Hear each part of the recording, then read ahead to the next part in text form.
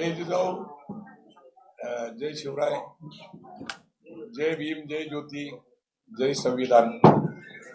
आज पुणे येथील पत्रकार परिषदेमध्ये अक्कलकोटला माझ्यावर जो खुनी हल्ला झाला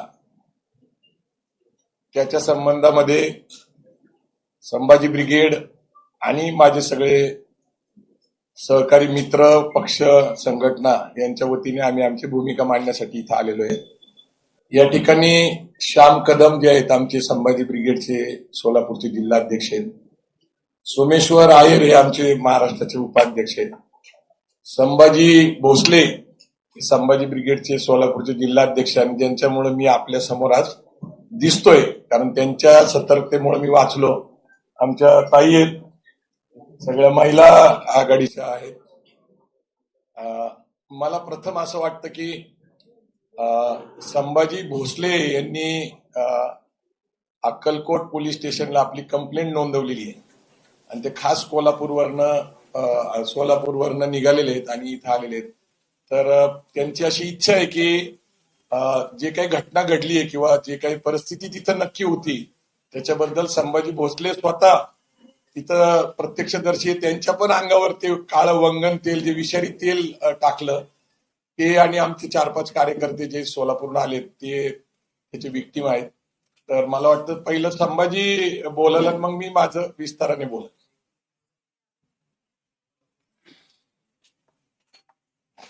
जय जिजाऊ, आम्ही जे तिकडं दादाच्या हस्ते पुरस्कार होता त्या कार्यक्रमासाठी दादा याल ते, मग आम्ही सोबत सोलापूरपासून निघालो। सोलापूरपासून निघाल्यानंतर आमचा जी टोल नाक्यापासून जी पाठलाग करत होते, जे ग्रीन कलरचे स्विफ्ट होते, त्या स्विफ्ट मधनं अपडेट तिकडे सांगत होते, आमच्या लक्षात आलं नाही तिथं। आणि त्या कार्यक्रमापाशी गेल्यानंतर त्यांनी फटाकड्या, हलग्या ही जी चालू केले, त्या धुरामध्ये आम्हाला काय वाटलं, स्वागतामध्ये दादाचं मोठं स्वागत करण्यासाठी लोक आले होते, त्या लोकांमध्ये ते लोक होते।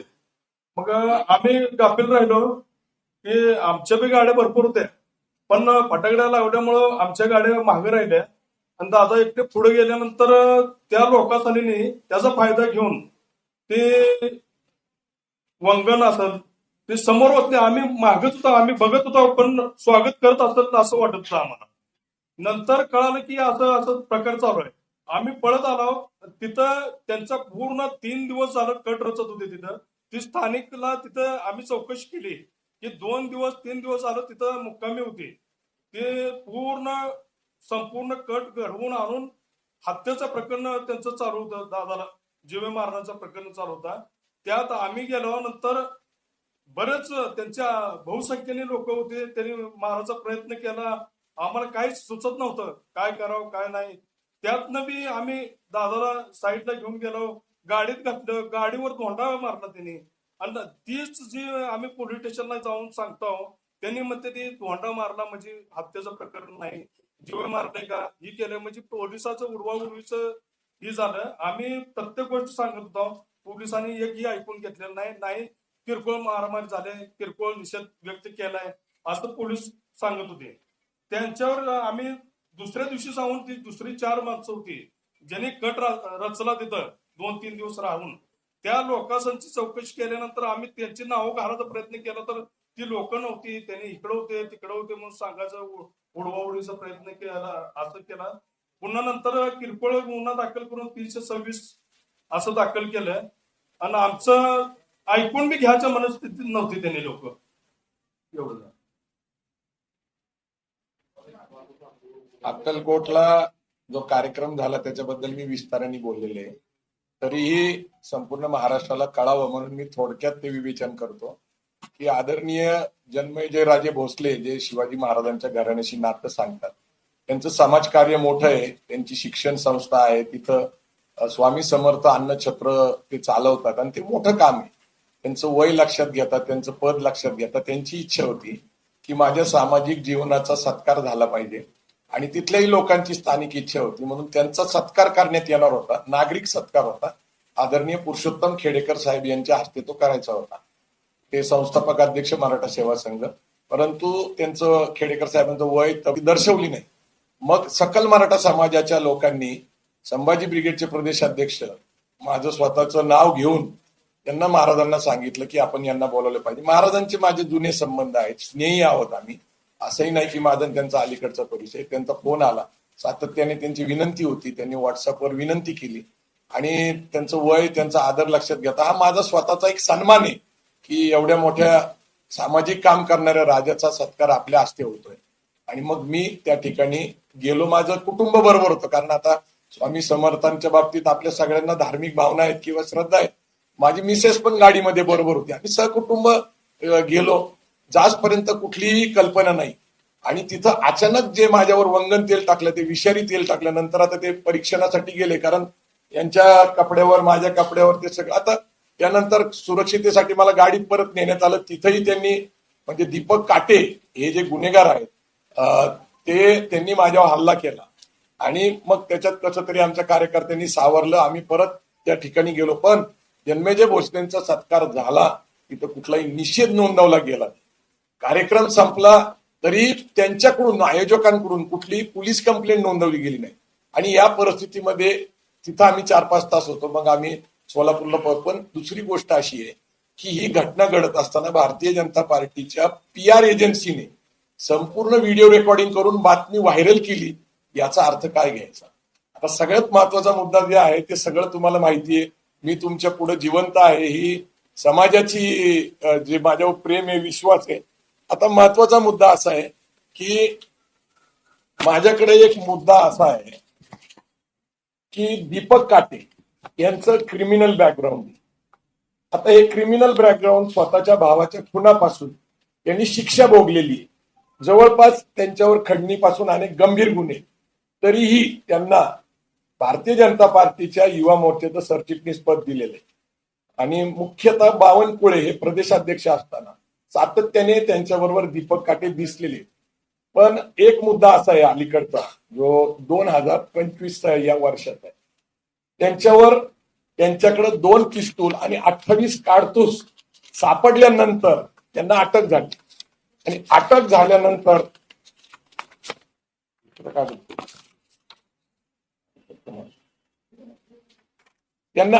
झाल्यानंतर त्यांच्याकडे सापडलेली शस्त्र 28 म्हणजे आर्म ऍक्ट प्रमाणे क्लिअरली नमूद करण्यात आलेले की under section 3 of arm act त्यांना कुठल्याही प्रकारचं बेल देता येणार. हे लोहगाव एअरपोर्टवरचं प्रकरण आहे. म्हणजे एअरपोर्टवर जाताना चेकिंग होती आणि 2 पिस्तूल आणि 28 काडतूस सापडतात. आणि नंतर आयोने जी माहिती दिली न्यायालयापुढे, न्यायालयाने दिलेला जामिनाचा आदेश कोणत्याही गुन्हेगारी पार्श्वभूमी निदर्शनास आलेली नाही. ज्यांच्यावर गंभीर स्वरूपात, ज्यांनी स्वतः जेलमध्ये जवळपास एक शिक्षा भोगलेली आपल्या भावाच्या हत्येमध्ये, त्याला न्यायालयात सांगितलं गेलं की कुठलीही गुन्हेगारी पार्श्वभूमी नाही. संबंधित तपास अधिकारी आयोग आपल्या कर्तव्यात कचोरी केलेली आहे. न्यायालयासमोर दीपक काटेचे गंभीर गुन्हेगारी पार्श्वभूमी समोर आणली गेली नाही. ती जर मांडली गेली असती तर कदाचित आज दीपक काटे हे जामिनावर सुटले नसते. ज्या आरोपीला मोका लावणं गरजेचं आहे आणि जेरेबंद करायला गरजेचं आहे, तर त्यांना मुक्त सोडलं गेलं. ते आत्ता सोडलेलं आहे. आणि मुक्त सोडल्यानंतर त्यांनी हा जो गंभीर स्वरूपाचा गुन्हा केला, हे त्यांच्यावर एक जबाबदारी दिली. दीपक काटे इज अन इन्स्ट्रुमेंट. पण ही व्यक्ती कोण आहे, तर आपण आता तुमच्याच माध्यमातून जे व्हिडिओ आहेत तुम्हाला वचन देतो, माननीय फडणवीसजी, मी सारे नेते सर्वांना ओळखता, सर्वांना लाभ येत नाही. आपण चांगलं काम करा. आम्हाला देवेंद्रजी गरज वाटत तेव्हा देवेंद्रजी, माझी गरज वाटत तेव्हा माझी, हर्षवर्धन पाटील गरज वाटत हर्षवर्धन पाटीलजी, राहुल आहे, अमित सारे, मान्य आपले सचिन तेंडुलकर बसले तिकडे फडणवीस. काही काळजी करू नका. तुमच्याच भाषेत त्याच्यात पुढार काही काळजी करायची नाही. मी तुम्हाला वचन देतो शिवसेनेच्या कार्यकर्त्यांना, तुम्ही ज्या अपेक्षा,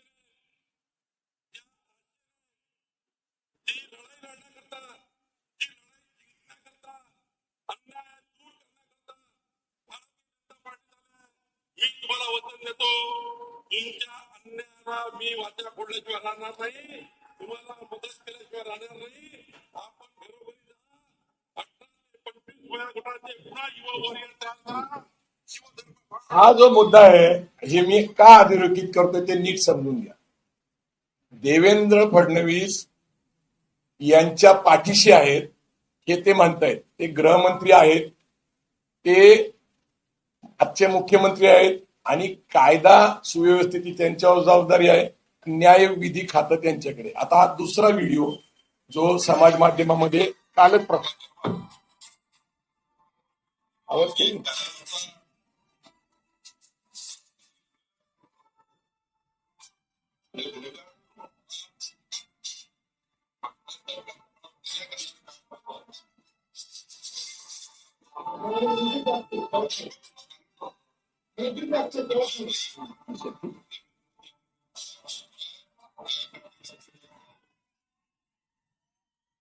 या व्हिडिओमध्ये स्वतः बावनकुळे काय म्हणतात ते महत्वाचं. ते म्हणतात की मागच्या सरकारने दीपक काटेकरांना गुन्हेगार ठरवलं. मुद्दा नंबर 1. तर त्यांना ते म्हणतात की मला तुमचा गर्व आहे आणि तुम्ही आता काम करा, तुमच्यावर जबाबदारी दिली जाईल, तुम्ही घाबरू नका, तुमच्या मागं देवेंद्र भाऊ आणि बावनकुळे स्वतः म्हणतात मी तुमच्या पाठीशी. आता जामीन देणं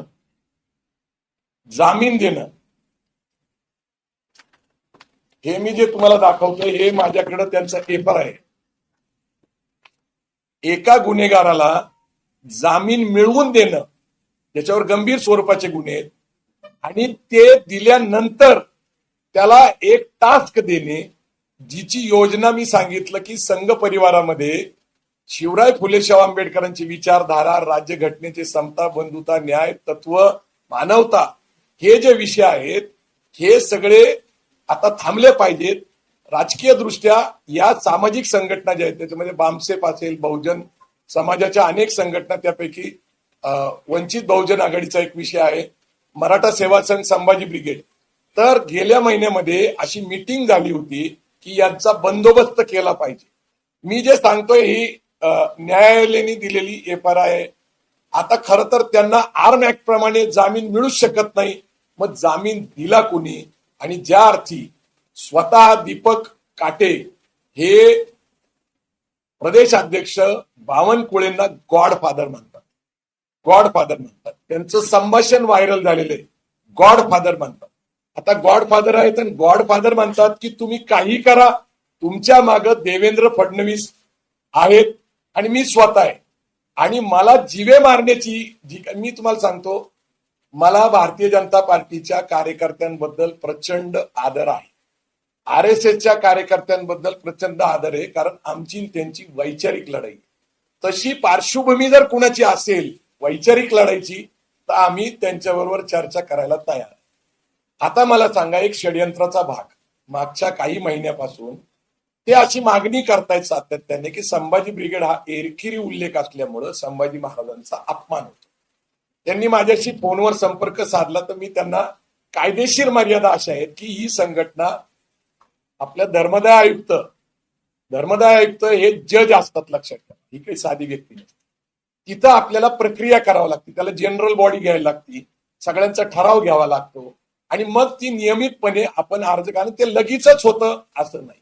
पण जसं आम्ही ही प्रक्रिया सुरू केली तसं असं लक्षात आलं की 10 वर्षापूर्वी मुंबईमध्ये छत्रपती संभाजी ब्रिगेड ही सचिन कांबळे, एक सहकारी आमचे पूर्वीचे, त्यांनी रेजिस्टर केली आणि त्यांचं काम चालू आहे. त्याचे ऑडिट रिपोर्ट असतात, वार्षिक अहवाल असतात, आणि त्यांची संघटना आणि आमची संघटना याच्यामध्ये छत्रपती शब्दाचा अंतर आहे. पण आता तो छत्रपती शब्द परत आम्हाला मिळवायचा असेल तर एक तर सचिन कांबळेंनी संमती दिली पाहिजे आणि त्यांची संघटना थांबवायला लागेल किंवा त्यांना आम्हाला सहकार्य करून घ्यावं लागेल.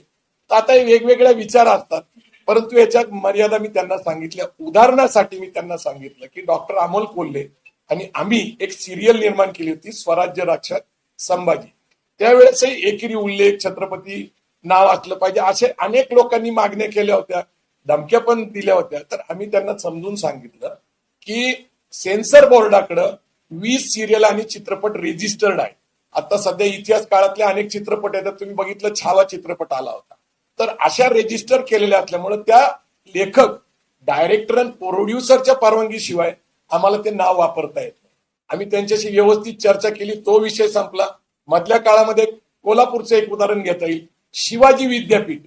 तर शिवाजी विद्यापीठ जे आहे याच्यासाठी समिती नेमली होती, त्यातले डॉक्टर जयसिंगराव पवारांनी भूमिका घेतली की त्यावेळेस शिवाजी विद्यापीठ नाव का कायम झालं, इतिहासातला दाखला देऊन छत्रपती शिवाजी महाराज विद्यापीठ नाव हे माग विषय पडला. हे मी त्यांच्याशी व्यवस्थित बोललो, त्यांनी ते मान्यही केलं. आणि मी तिथं ज्यावेळेस त्यांनी काळं फासलं, त्यांनी सांगितलं, त्यावेळेस मी हात जोडून त्यांना सांगितलं की संभाजी महाराजांबद्दल आम्हाला आदर आहे, त्यांचा खरा इतिहास आम्ही पुढे आणलेला आहे, अनेक पुस्तकं लिहिलेत, त्यांच्यावर जे बदफैली, दारू पिणारे, बायकांबद्दल असे जे पण आरोप होते आम्ही पुराव्यानिशी इतिहासातल्या संदर्भाने खोडून टाकले. संभाजी महाराज हे संस्कृतचे पंडित होते, बुधभूषण हे त्यांनी पुस्तक लिहिलं होतं, ते आम्ही प्रकाशित केलेलं आहे. पण त्यांच्याशी संवाद व्यवस्थित झालेला होता आणि तो संवाद चालू होता, परंतु एक कार्यक्रम त्याला देण्यात आला होता. कारण राजकीय दृष्ट्या आमची जी विचारधारा पुरोगामी आहे ही त्यांना घातक वाटती बहुमत मिळण्यासाठी. सातत्याने 2014 पासून भारतीय जनता पार्टी ही बहुमतासाठी प्रयत्न करते. 2 पक्ष फोडलेले आहेत त्यांनी, टक्केवारी कमी पडत असल्यामुळे एकनाथ शिंदे, अजित पवारांना घेऊन त्यांनी आता सत्ता स्थापन करून एक अनैसर्गिक सत्ता याच्यासाठी म्हणतो, पुरोगामी आणि प्रतिगामी हे एकत्र येऊन सत्ता स्थापन करतात. आता प्रश्न पुरोगामी ज्यांनी पाठिंबा दिला त्यांना आहे की पुरोगामी विचाराच्या कार्यकर्त्यावर हल्ला झालाय, आता अजितदादा आणि राष्ट्रवादी काँग्रेस पक्ष काय भूमिका घेणार हा आम्ही प्रश्न त्यांच्यावर सोडतो. त्यांच्यावर आमचं काही चाललेलं नाहीये. मला हा विषय राजकीय करायचा नाहीये. दाभोळकरांची हत्या झाली, त्यांचा मास्टर माइंड आणि त्यांच्यावर जे काय हल्ले झाले ते पण गुन्हेगारच होते. ही पुण्यातली घटना आहे. त्याच्यानंतर कोल्हापूरला कॉम्रेड पानसरे असतील, कर्नाटकमध्ये गौरी लंकेश असेल किंवा कलबुर्गी असतील, हे लेखक विचारवंत होते. गेल्याच काही दिवसापूर्वी पॉस्कोचा कायदा पारित झाला अर्बन नॅक्सलाइटसाठी. अशा संघटना, असे नेते, अशा प्रकारचे कृत्य करणारे काही लोक म्हणतात की डाव्या चळवळीसाठी तो कायदा आहे. हा कायदा गरजेचा होता का? इंडियन पिनल कोडच्या प्रमाणे अत्यंत सक्षम कायदे असताना हे असे कायदे केले जातात. जर खरंच सरकारला वाटतं की बाबा जनतेचं आणि कार्यकर्त्यांचं विचाराचं संरक्षण झालं पाहिजे, मुख्यमंत्री तर सभागृहात खोटेच बोलले. त्यांनी सांगितलं गायकवाडांनी सहकार्य केलं नाही. मी कुठलं सहकार्य केलं नाही? माझे कार्यकर्ते बरोबर आहेत. तिथं केस नोंदवली जात नव्हती, केस नोंदवून घेतले. ते म्हणतात फक्त छाई टाकली, ठीक आहे आम्ही उद्या त्याला सोडून देऊ. म्हणजे हा सरकार पुरस्कृत हल्ला होता. याच्यासाठी मी पहिल्यांदा सांगतो की देवेंद्र फडणवीस हे मुख्यमंत्री आहेत, गृहमंत्री आहेत, कायदा आणि न्याय हे त्यांच्याकडेच खातं आहे. आणि मी तुम्हाला 2 व्हिडिओ तुमच्याच माध्यमातून आलेले, हे बावनकुळे हे कशा प्रकारे ताकद, पाठिंबा, विश्वास देतात. दीपक काटे त्यांना गॉडफादर म्हणतात. हे नातं तुमच्याच माध्यमातून मी अधोरेखित करतो. माझी आज अशी मागणी आहे की सरकारला जर नैतिकता शाबूत असेल तर या घटनेचा मास्टर माइंड हे बावनकुळे आहेत, जे आता महसूल मंत्री आहेत, ते 2 नंबरचे मंत्री आहेत. ते खोटं बोलतायत सभागृहात आणि प्रचार प्रसार माध्यमापुढं. मी त्यांच्याच भाषणाचे 2 उदाहरणं दिली, एक नाही. आणि त्यांची ऑडिओ क्लिप अवेलेबल आहे त्यांच्या सहभागाची. आणि पूर्ण नियोजनबद्ध पद्धतीने बामसेप संघटना संपवणे, संभाजी ब्रिगेड, मराठा सेवा संघ, वंचित आणि ज्या ज्या चळवळीतले कार्यकर्ते त्यांना संपवण्याची योजना बनवलेली. आपण पार्टी विथ डिफरन्स म्हणतो. मग पार्टी विथ डिफरन्स बघितलं आणि महाराष्ट्राचं राजकीय जे काही आता वातावरण आहे, जी भीती आहे, राज्यकर्ते आता पक्षांतर करतायत सातत्याने, ते बघतायत. पण सामाजिक कार्यकर्त्यांचा बंदोबस्त करायला लागतो, कारण हे कट्टर असतात विचारांची. यांना आमदारक्या खासदारक्याची भुरळ पडत नाही. मग यांना काय करायचं, तर त्यांना संपवायला लागतं. म्हणून मी एवढंच शेवटचं सांगणार आहे की महात्मा फुलेंच्यावर मारेकरी घातले, शाहू महाराजांवर घातले, बाबासाहेब आंबेडकरांवर घातले. हा यांचा वारसा आहे मारेकरी घालण्याचा, ते गांधी हत्यापर्यंत. आता सध्या गोपाळ गोडसेंचा सगळ्यात जास्त पुरस्कार केला जातो, त्यांची नाटकं दाखवली जातात. सावरकरांचा ते विषय मांडतात. सावरकरांचं अर्ध आयुष्य स्वातंत्र्याचं आणि त्याच्यानंतर त्याच्याबद्दल वाद आहे, मी त्याच्याबद्दल बोलणार नाही. परंतु जी मानसिकता आहे, जी विकृती आहे, आणि इथं एक लक्षात घ्या, लोकशाहीमध्ये अनेक विचार पक्ष संघटना एकत्र काम करतात, याला लोकशाही म्हणतात. एक पक्ष, एक संघटना, एक विचार, 100% भाजप याचा आडसर आम्ही आहे. म्हणून त्यांच्या विचाराच्या आड येत असताना मला एवढंच सांगायचंय, हा माझ्यावर प्रवीण गायकवाड म्हणून व्यक्तिगत हल्ला नाहीये, संभाजी ब्रिगेड म्हणून हल्ला नाहीये, हा हल्ला एका विचारावर आहे असं माझं स्वतःचा अनुभव आणि मत आहे. आणि खुनी हल्ला होता, मला मारण्याचा प्रयत्न झाला होता, हे निश्चित आहे. परंतु गुन्हेगारांना शिक्षा करतील, मोका लावतील असं मला वाटत नाही. कारण सरकार पुरस्कृतच असल्यामुळं आज उद्या तो गुन्हेगार परत बाहेर सुटणार आहे. तो बेलवर आहे, बेलवर असल्यामुळं धोका अधिक येतो. परत बाहेर पडला तर आज मी नाही तर उद्या कदाचित खेडेकर साहेब असतील, कारण त्यांच्या टार्गेटवर आहेत. प्रकाश आंबेडकर साहेब आहे, त्याच्यानंतर वामन मिश्राम साहेब आहे, तपास अधिकारी ढाकणे हा बावनकुळे यांचा नातेवाईक आहे अशी माहिती आता आलेली आहे. तपास अधिकारी जो आहे, तर हे सगळं प्री प्लॅन्ड आहे. म्हणजे जो दीपक काटे यांना जे आता जामीन मिळालेली, तो आयोग जो आहे ज्याच्याबद्दल मी बोलतोय, योजनाबद्ध पद्धतीने गुन्हेगारांना जेलमधनं बेलवर सोडायचं आणि सामाजिक कार्यकर्त्याची हत्या करायची, याच्यावर आता सगळ्या समाजाने, सगळ्या लोकांनी विचार करायचे. आज माझ्यावर बेतलं, उद्या सामाजिक चळवळीच्या कुठल्याही कार्यकर्त्यावर बेतल, जो राज्यघटनेची भाषा करल, जो फुलेशाह आंबेडकरांची भाषा करल. जय जिजाऊ, जय शिवराय.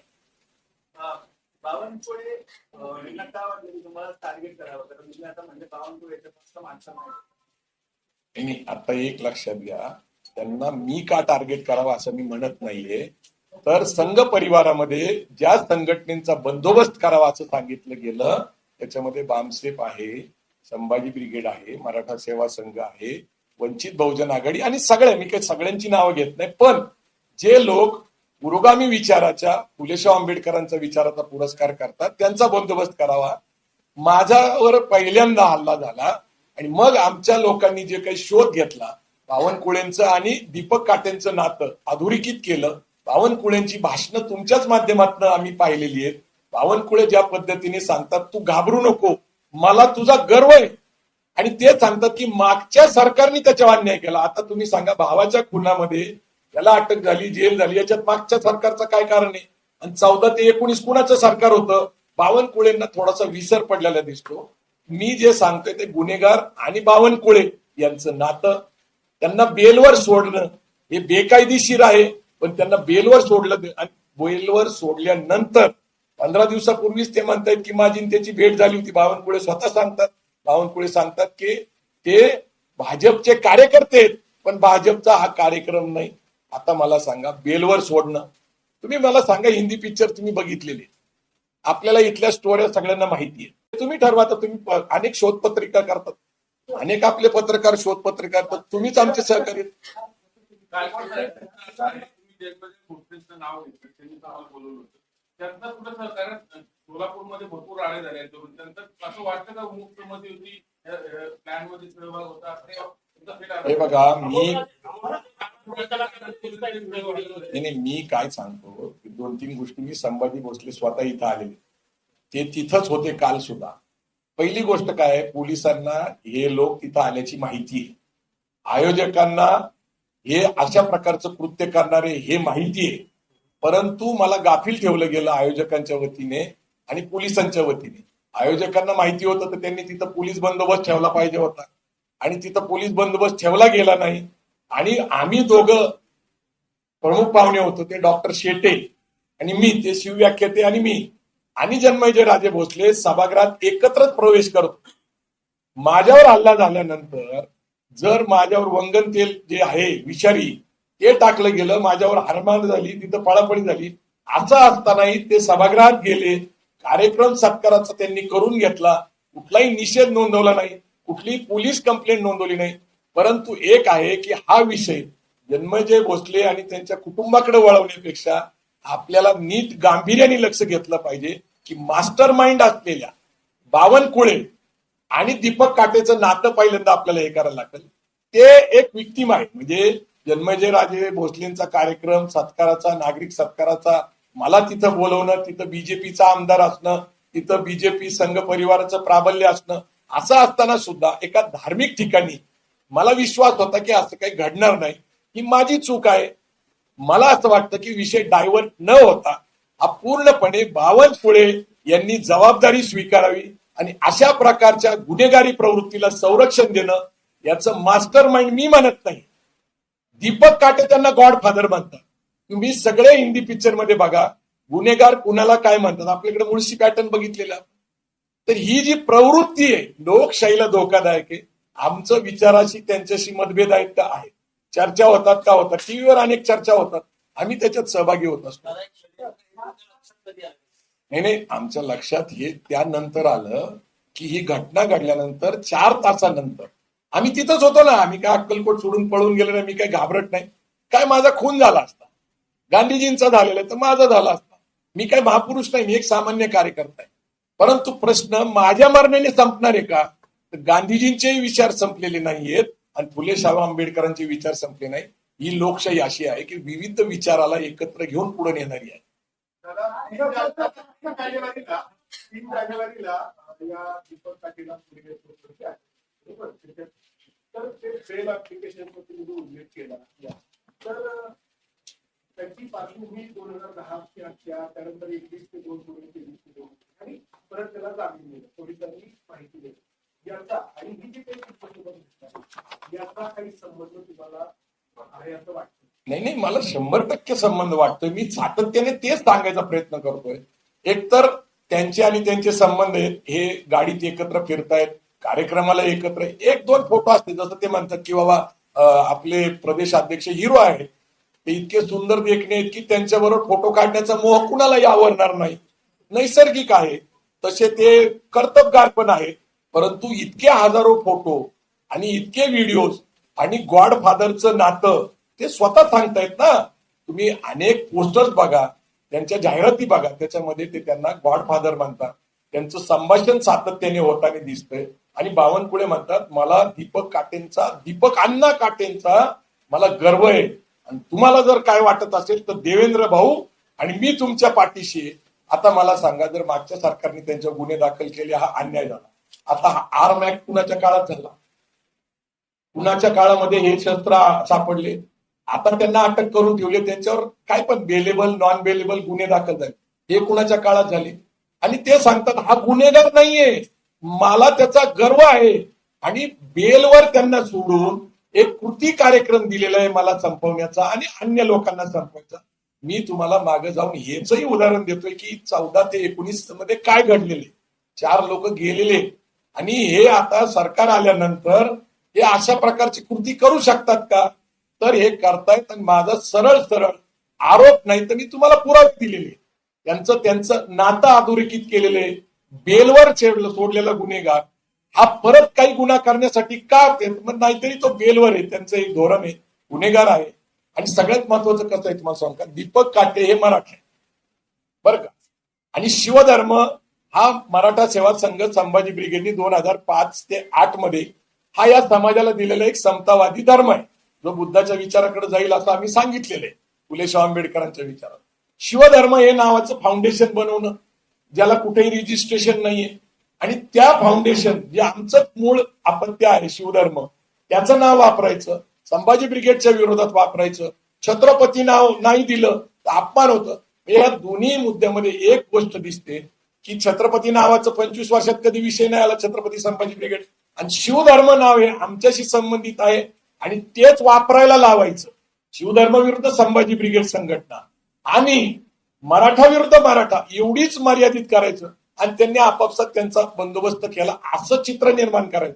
दुर्दैवाने समाज माध्यमावर त्यांचे फोटो आहेत, त्यांना दिलेलं सरचिटणीस पद भाजप युवा मोर्चाचं ते आहे. मला पार्टी विथ डिफरन्स म्हणून म्हणणाऱ्या ज्या संघ कार्यकर्ते, भाजपचे कार्यकर्ते, त्यांना काहीतरी वाटतंय का नाही की ज्या प्रकारचं सरकार आणि राज्य आलेले आणि एवढ्या संघर्षाने हे सत्ता आलेली आहे, त्यांना मात्र काहीच लाभ मिळत नाही.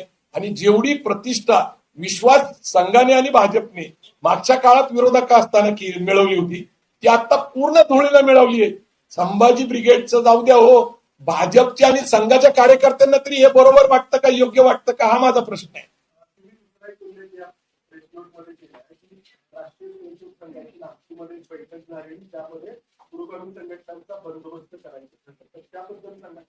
काय झालं तुम्हाला सांगू का, की बामसेफ संघटनेने, भारत मुक्ती मोर्चाने मागील काही महिन्यापूर्वी संघाला 100 वर्ष पूर्ण होत असताना संघाचं जे कार्यालय नागपूरला महाल परिसरामध्ये जवळपास देशभरातनं 1.5-2 लाख लोक आले होते.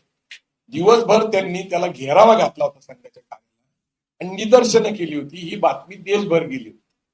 ही देशभर बातमी गेल्यामुळं संघाच्या पातळीवर एक चर्चा झाली की आपल्या मुख्यालयापर्यंत हे लोक पोहोचलेले इथं येऊन आपली बदनामी करतात म्हणा किंवा आपल्याबद्दल घोषणा देतात. अशा परिस्थितीमध्ये नैसर्गिक आहे की या संघटनेचा बंदोबस्त केला पाहिजे. जसं तुम्हाला माहिती आहे की सगळ्याकडं कुठेही गेला तरी सगळ्यांची स्वतःची एक गुप्तहेर सारखी यंत्रणा असतात. काही लोक आमच्यावर व्यक्तिगत पातळीवर प्रेम करतात. मग कुणी समाज म्हणून करतो, विचार म्हणून करतं किंवा जात म्हणून करतो. तर जातीसाठी काही लोक माती खातात. त्यांनी मला कळवलं गेल्या महिन्यामध्ये जी मीटिंग झाली त्याच्यामध्ये संभाजी ब्रिगेड, भामसेठ संघटना, भारत मुक्ती मोर्चा, मराठा सेवा संघ, वंचित बहुजन आघाडी यांच्याबद्दल चर्चा झाली आणि बंदोबस्त करतात. आता ही चर्चा झाली, ही खरं मानायचं तर हे अक्कलकोटचं प्रकरण आहे जिथं संघाचं प्राबल्य आहे. संघाचं प्राबल्य असलेल्या ठिकाणीच तुम्ही माहिती घेऊ शकता. अशा ठिकाणीच हल्ला होतो नियोजनबद्ध, योजनाबद्ध. याचा संदर्भ मी काही वकील नाही, इन्व्हेस्टिगेशन ऑफिसर नाही, परंतु माझ्याबरोबर माझे वकील ऍडव्होकेट समीर गाडगे आलेले. त्यांनी जी अभ्यास केला त्या अभ्यासाअंती बावनकुळेंचा गॉडफादर आणि त्यांना गर्व असलेला कार्यकर्ता दीपक काटे याचं नातं स्पष्ट झालं. आणि संघाचं गेल्या महिन्यामध्ये मला मिळालेली माहिती आणि अक्कलकोटवर मध्ये झालेला माझा हल्ला. आता तुम्ही लोक ठरवू शकता याच्यात सत्यता काय, जनतेने ठरवायचंय. मला असं वाटतं लोकशाही मार्ग आहे. जसं मागे मराठा क्रांती मोर्चे निघाले होते, मूक मोर्चे होते, शांततेचे मोर्चे होते, ते ज्या कारणासाठी होते ते एक श्रद्धाताई जी आहे तिच्यावर बलात्कार हत्या झाली होती, एवढी सहानुभूती होती, 2.5 कोटी लोक रस्त्यावर आले. मी सामाजिक जीवनात 30 वर्ष आहे, माझ्या जीवितावर घेतलं होतं. आज मी तुमच्या पुढे जिवंत आहे कारण हे आमचे कार्यकर्ते संभाजी भोसले आणि सोलापूर जिल्ह्यातले कार्यकर्ते. पण अशी प्रवृत्ती बळावायची का ज्याच्यामुळे या देशातल्या लोकशाहीला राज्यघटनेला धोका आहे. मी आता राजकारणावर बोलणं बरोबर नाहीये, परंतु काय आहे की राहुल गांधी सातत्याने सांगतायत की महाराष्ट्राची इलेक्शन कशी खेळली गेली, कशी जिंकली गेली, कशी सत्ता आली. ऍडव्होकेट प्रकाश आंबेडकर कोर्टात गेले, तेही सांगतायत काय घडलेले. तर सगळी वस्तुस्थिती तुम्हाला सगळी माहिती आहे. तुम्ही सगळे पत्रकार मित्र आहेत, समाज जागृत आहे. महाराष्ट्र अस्वस्थ आहे का, तर अस्वस्थ आहे. पण एक निश्चित सांगतो मी तुम्हाला, माझ्या पूर्वी सुद्धा अनेक घटना, म्हणजे या देशामध्ये गृहमंत्री असलेल्या माणसाला जेलमध्ये टाकलं जातं. मग हत्येचा कट रचणं आणि हत्यासाठी पाठवलेल्या माणसाचं नातं अधोरेखित झाल्यानंतर बावनकुळे मास्टर माइंड आहे हे म्हणण्यास संधी आहे असं माझं मत आहे.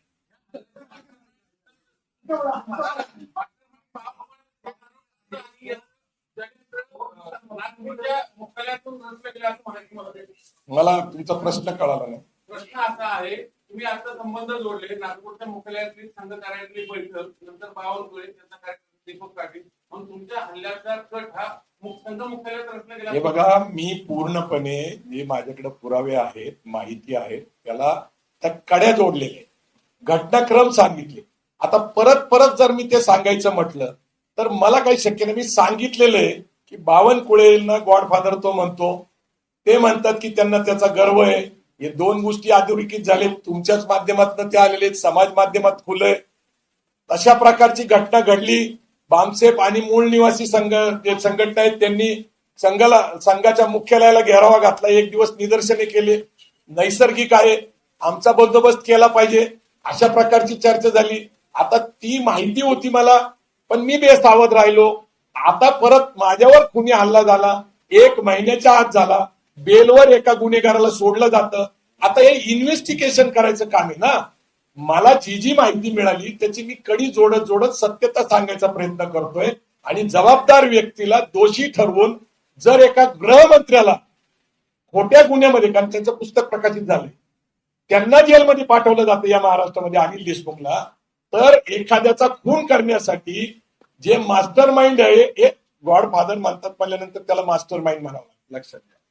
आणि नातं अधोरेखित झाले. आता ही सगळी जबाबदारी मुख्यमंत्री म्हणून गृहमंत्री म्हणून, न्याय व कायदा मंत्री म्हणून, भाजपचे प्रमुख म्हणून देवेंद्र फडणवीस यांच्यावर येते. बावनकुळेंचं जे नातं मी अधोरेखित केलंय, जे पुरावे दिलेत, भारतीय जनता पार्टीला वाटतंय की जर पार्टीवर डिफरन्स आपण टिकवायचा असेल तर त्यांनी आता सत्याचा शोध घेऊन आम्हाला न्याय द्यावा.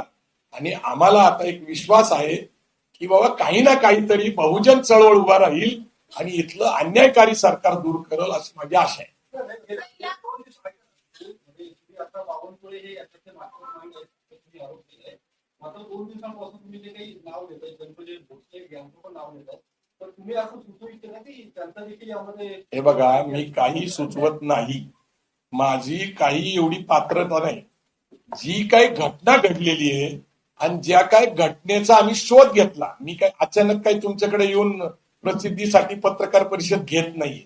मी जो अभ्यास केला, जी माहिती गोळा केली, मी जे पुरावे, आता तुम्ही हे जजनी दिलेलं बेल आहे त्याच्याबद्दल त्याच्यात काय सांगितलेलं आहे की दीपक काटेवर कुठलेही गुन्हे नाहीये.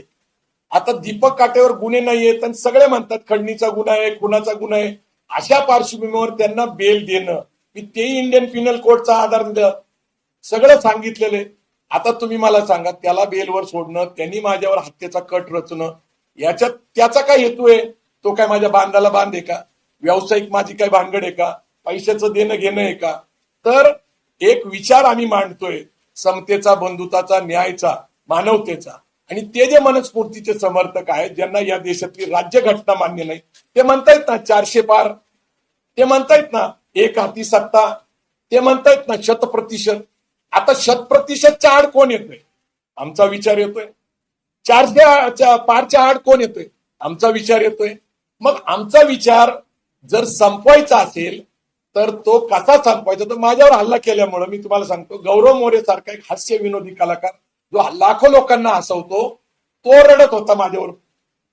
आता तुम्ही मला सांगा, तो म्हणतो की तुमच्या जीवावर आम्ही कार्यक्रमाला जातोय, धाडस करतोय, विनोद करतोय. जो लोकांना हसवतोय तो घाबरलेला आहे. पुरोगामी चळवळीतले लेखक, वक्ते, कार्यकर्ते घाबरलेले आहेत. म्हणजे माझ्यावर हल्ला हा जर माझ्या व्यक्तीवर असता तर मग आमचे लोक घाबरलेले आहेत. आणि एक लक्षात ठेवा, संभाजी ब्रिगेडचे कार्यकर्ते लढणारे, ते रडलेले. लढणारे कार्यकर्ते ज्यावेळेस रडतात त्यावेळेस काय होतं हे पुढचा काळ तुम्ही बघणार.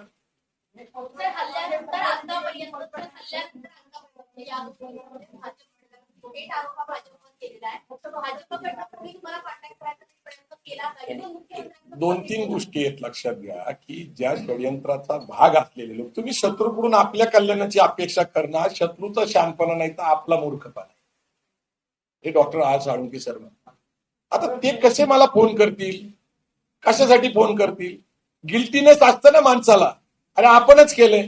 बरं, एक आहे की सभागृहामध्ये खोटं बोलायचं तुम्ही जर बघताय, बावनकुळे प्रचार माध्यमात माझा काही संबंध नाही म्हणतात.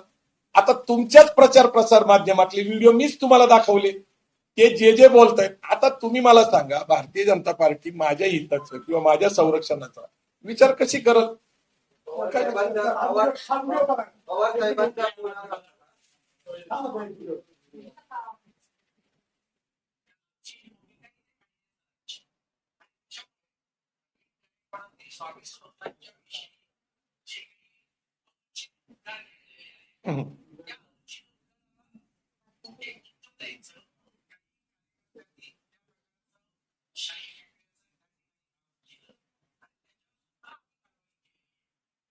नाही, मुद्दा असा आहे की मी माझ्या पत्नी सहित, कुटुंबासहित तिथं गेलो होतो. माझी पत्नी धार्मिक आहे, महिला धार्मिक असतात.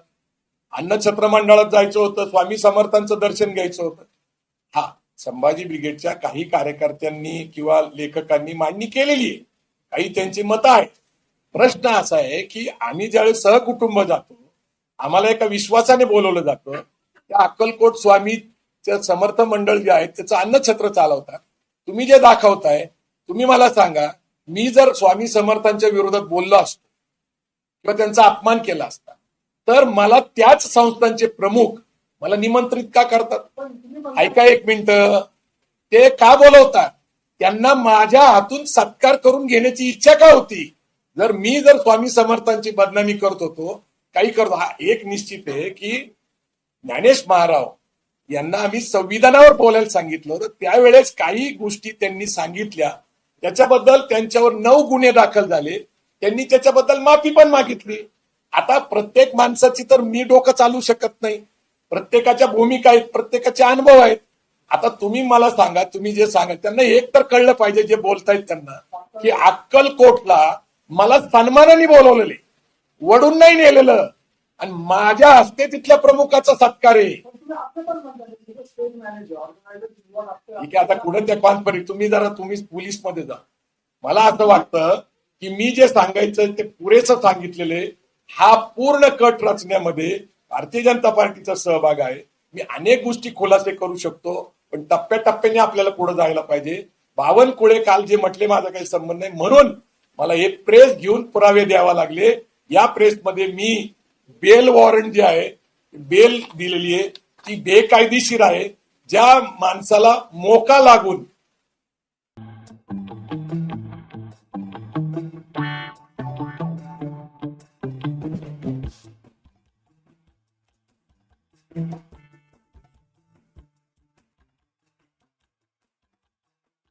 मुद्दा डायव्हर्ट करून टाक. मुद्दा हा आहे की हा देश टिकला पाहिजे, हे राज्य टिकलं पाहिजे, राज्यघटना टिकली पाहिजे, विचार टिकले पाहिजे, समता टिकली पाहिजे. हा त्याचा संघर्ष आहे. ते ठीक आहे, आता दीपक काटे इन्स्ट्रुमेंट झाले, त्यांना वापरलं, कदाचित त्यांना वाल्याचा वाल्मिकी होऊ शकतो. मी तुम्हाला सांगतो की महात्मा फुलेंची हत्या करणारे त्यांच्या नंतर बॉडीगार्ड झालेले. आता उप्रती होती. आता सत्य कळण्यासाठी काही काळ जावा लागेल, पण जे मास्टर माइंड आहे ते मात्र मी तुम्हाला पुराव्यानिशी सांगायचा प्रयत्न केलेला आहे. सरकारने त्याचा निर्णय घ्यावा. व्यवस्थित काम केलं पाहिजे किंवा पोलिसांनी पण व्यवस्थित प्रतिसाद दिला. तुमची तर पुढची पावलं काय आहेत? म्हणजे न्यायालयात जाणं की लोकांमध्ये फिरून, समाजामध्ये फिरून आणखी प्रबोधन नाही, करणं काय? प्रश्न असा आहे, मी सांगितलं की मराठा क्रांती मोर्चे का घडले, ते एक घटना घडलेली. फक्त इथं मी जिवंत आहे, मी मेलो नाही, हाच त्याचा प्रश्न. अशा पार्श्वभूमीवर एक अनैसर्गिक सरकार सत्तेचा फायदा घेऊन, पोलिसांची न्यायपालिकेची मदत घेऊन, एका गुन्हेगाराला मुक्त सोडून, एका सामाजिक कार्यकर्ता जो शिवराय फुलेशाह आंबेडकरांची विचारधारा मांडतो त्याची हत्या करण्यासाठी पाठवतात. आता हे तुम्ही विचार केलं पाहिजे. हे जनतेचा प्रश्न, जनता ठरवल हे काय करायचं. हे मी नाही ठरवणार, कारण मी काय जगलो काय मेलो काय हा प्रश्न माझा नाहीये. तुम्ही काय, माझं काय होईल, मी काय ठरवणार, मी काही ठरवणार नाहीये. मी हे समाजातल्या बहुजन समाजाला, ज्यांना वाटतं की या देशात लोकशाही टिकली पाहिजे, राज्यघटना आणि त्याचे विचार टिकले पाहिजे, त्यांच्यावर मी सोपवलेलं आहे. बाकी ज्याचा बंदोबस्त करायचा आहे, संभाजी ब्रिगेडच्या कार्यकर्त्यांचा इतिहास आहे, जशाच तसा उत्तर आमच्या पद्धतीने दिलं जाईल. आम्ही गप्प बसणार नाही. आणि ही या सरकारच्या शेवटाची सुरुवात आहे, हे नक्की लक्षात घ्या. कारण जी महाराष्ट्रात अस्वस्थता पसरलेली आहे, निदर्शने होत आहेत, बंद होत आहे, याचं लक्षात घेता लोकांच्या कळालेलं आहे की हे कुठल्या थरापर्यंत जाऊ शकतात. हे मला सांगायचंय. व्यक्तिगत माझी लढाई नाही दीपक काटे विरुद्ध प्रवीण गायकवाड. ही लढाई विचाराची लढाई आहे. आणि खोटं सांगून संभाजी महाराजांचा अपमान करतात हे खरंच नाहीये. आणि आम्ही संवादाला तयार होतो ना, आम्ही बोलत होतो ना, त्यातल्या तांत्रिक अडचणी सांगितल्या गेल्या. मुख्य विषय डायव्हर्ट होऊ नये म्हणून परत सांगतो की गॉडफादर हे दीपक काटे, कुणाला म्हणतात बावनकुळे, हे आजचे मंत्री त्यावेळेस प्रदेशाध्यक्षांना म्हणतात. बावनकुळे म्हणतात की मला त्यांचा गर्व आहे, ते गुन्हेगार नाहीये, आणि मी आणि देवेंद्र भाऊ हे आम्ही तुमच्या पाठीशी आहे. मी एक नाही तर तुम्हाला 2 व्हिडिओ दाखवले, अनेक व्हिडिओ उपलब्ध आहे. मी आपला वेळ खर्च करू शकत नाही. अनैसर्गिक विचाराने एक सत्तेत आलेलं सरकार अधिक ताकदवान होण्यासाठी बहुजन समाजाच्या नेत्यांचा बळी देत असेल तर मला असं वाटतं की महाराष्ट्रामध्ये फार विदारक परिस्थिती आहे, विचित्र परिस्थिती आहे. कदाचित महाराष्ट्राचा पुढचा बिहार होईल. आता बिहारी इथं आले अन्न खाण्यासाठी तर त्यांच्याबद्दल आपली तक्रार आहे, पण महाराष्ट्राचा बिहार होतोय याच्याबद्दल कुणालाच जर काय वाटत नसेल, महाराष्ट्रात शांतता असेल तर प्रगती होऊ शकते. मी शेवटचं एवढं सांगतो की मी 2018 पासून बहुजन समाजाला अर्थकरण, उद्योजकता, व्यावसायिकता, जागतिक संधी याच्यामध्ये अहद ऑस्ट्रेलिया, तहत कॅनडा, अवघा मुलूक आपलं हे व्याख्यान देतोय. खाजगीकरण जागतिकीकरणानंतर जगभर निर्माण झालेल्या संधीचं दुबई दाखवतोय, जगभर घेऊन जातोय, त्यांचं अर्थकरण करतोय.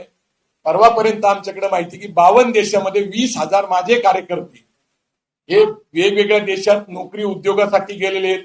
ही आम्ही एक आर्थिक चळवळ चालवतोय.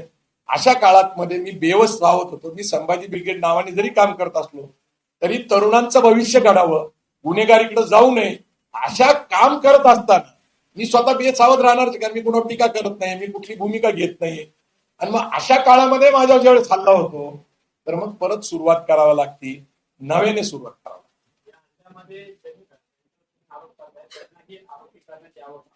नाही, आता कसं आहे तुम्हाला मी सांगू का, की आरोपीलाच अजून आरोपी केलं जात नाही यांनी हल्ला केला. आता तुम्ही म्हणणार की यांनी करावं का त्यांनी करावं का. स्वतः तुम्हाला माहित नसेल, देवेंद्र फडणवीस हे चांगले कायदा तज्ञ, ते वकील आहेत, त्यांच्याकडे न्याय व विधी खातं आहे. आणि माझ्यापेक्षा एवढ्या शहाण्या माणसाला, माझ्यासारख्या सामान्य कार्यकर्त्याला काय कळतंय त्यातलं. 5 वर्ष ते मागे मुख्यमंत्री होते, नंतर उपमुख्यमंत्री होते, त्यांना सगळं माहिती आहे ना. आणि इंटेलिजन्स खातं आहे ना त्यांच्याकडं. अहो, जिथं पोलीस चौकीमध्ये गुन्हा नोंदवला जात नाही, मी त्याच्यासाठी संभाजी भोसलेंना बोलवले ना, साक्षीदार आहे, असं काही खोटं नाहीये. ते जात आहेत, ते आग्रह करतायत, तर पोलीसच सांगतायत की शाईच फेकली होती, वंगण फेकलं, ते विषारी आहे, डोळ्यात गेले असते तर डोळे गेले असते. आम्ही वेळेत सावध झालो, पाणी मारलं. माझ्याबरोबर डॉक्टर होते. तुम्हाला माहितीसाठी सांगतो, माझ्या डॉक्टरांनी सांगितलं, मी पहिला माणूस बघितला एवढी घटना घडल्यानंतर साधा बीपी वाढला नाही. ज्याचा बीपी वाढत नाही त्याच्याबद्दल विचार करा. कोणाकोणाची बीपी वाढली. चंद्रकांत किती वेळा इशाऱ्यावर बोलणार आहे. अहो, मी आखी सत्ता जाईल सांगतोय, तुम्ही कुठल्या विषयावर बोलताय. मला सांगा, शेवटाची सुरुवात आहे, याचा अर्थ समजून घ्या की बहुजन समाजाला जर वाटत असेल आपल्या मुलांचं भविष्य घडवायचं, काय करायचंय. गुन्हेगारी एकतर वाढली पाहिजे म्हणून बेरोजगारी वाढवायची. मला काही जास्त राजकारणावर बोलायचं नाही. आपल्याकडं जे काही लोक आहेत ते आणि ते एकत्र येऊन पुढच्या काळामध्ये 11 लाख तरुण महाराष्ट्रातले परदेशात जातील. हे मी सांगत नाही, हनुमान गायकवाडांनी सांगितलेले मुलाखतीमध्ये. जपान, इटली, जर्मनी इथून अधिकृत मागणी आहे आपल्या लोकांची. तर ही आमची चळवळ ही चालूच राहणार आहे. पण जर विचाराची लढाईची तयारी असेल तर आमची तयारी आहे. परंतु तुम्ही जर हल्लेच करणार असाल तर त्याला जबाबदार तुम्ही. चला, जय जिजाऊ जय शिवराय.